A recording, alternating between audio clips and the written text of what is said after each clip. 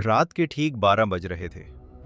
सन्नाटा इतना गहरा था कि घड़ी की टिक-टिक भी दिल की धड़कन जैसी सुनाई दे रही थी। राजस्थान के एक छोटे से गांव भैरवपुर के बाहर एक पुरानी और वीरान हवेली खड़ी थी, काली हवेली। गांव के लोग कहते थे कि वहां रात को अजीब आवाजें आती हैं और जो भी अंदर गया वो कभी वापस नहीं आया। लेकिन 5 दोस्त राहुल, समीर, अजय, विकास और निखिल इन बातों को सिर्फ अंधविश्वास मानते थे। भूत भूत कुछ नहीं होता, राहुल हंसते हुए बोला।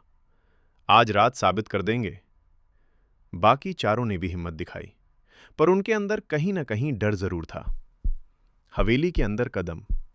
जैसे ही उन्होंने हवेली का टूटा हुआ दरवाजा खोला, क्रीक, एक ठंडी हवा का झोंका अंदर से बाहर आया, जैसे किसी ने गहरी सांस ली हो। अंदर पूरा अंधेरा था। दीवारों पर काले धब्बे, जाले और टूटी हुई तस्वीरें लटक रही थीं। यार, थोड़ा अजीब लग रहा है, निखिल धीरे से बोला। डर गया क्या? अजय हंस पड़ा। उन्होंने टॉर्च ऑन की और अंदर बढ़ने लगे।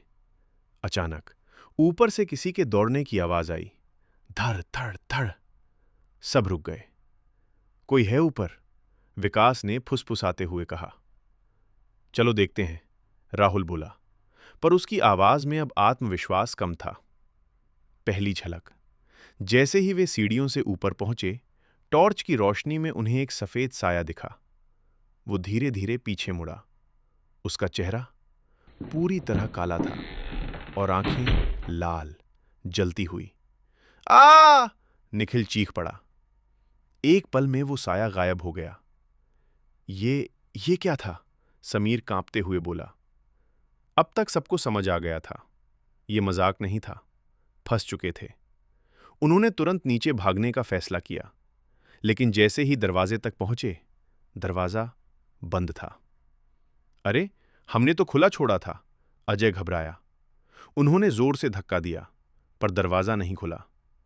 तभी पीछे से एक आवाज आई। अब कोई नहीं जा सकता। सब धीरे धीरे पीछे मुड़े। वो वही साया था, लेकिन अब उसके पीछे और भी कई परछाइयां खड़ी थीं। हवेली का रहस्य। अचानक दीवार पर लगी एक पुरानी तस्वीर गिर गई और उसके पीछे एक गुप्त दरवाजा दिखा। उधर चलो, राहुल चिल्लाया। सब भागते हुए अंदर घुसे।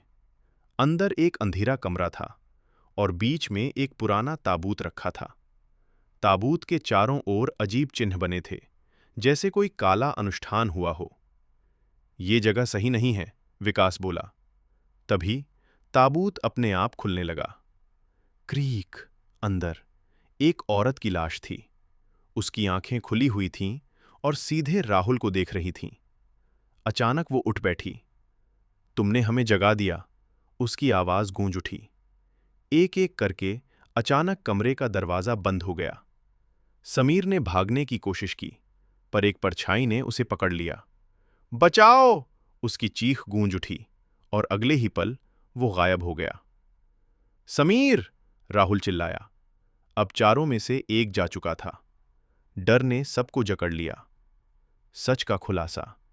वो औरत बोली, सालों पहले इस हवेली में हमें जिंदा जला दिया गया था। हमारी आत्माएं यहां फंसी हुई हैं। जो भी यहां आता है वो कभी वापस नहीं जाता। निखिल रोने लगा। हमें जाने दो, हमने कुछ नहीं किया। औरत हंसी। अब तुम भी हमारे साथ रहोगे? आखिरी कोशिश। राहुल ने हिम्मत जुटाई। कोई रास्ता तो होगा।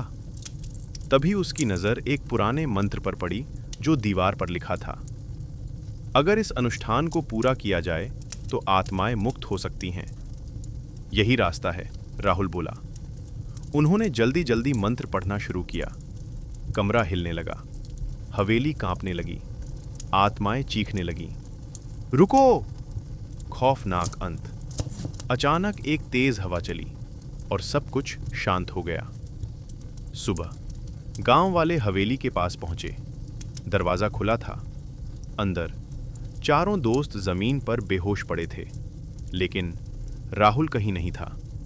दीवार पर खून से लिखा था, वो अब हमारा है।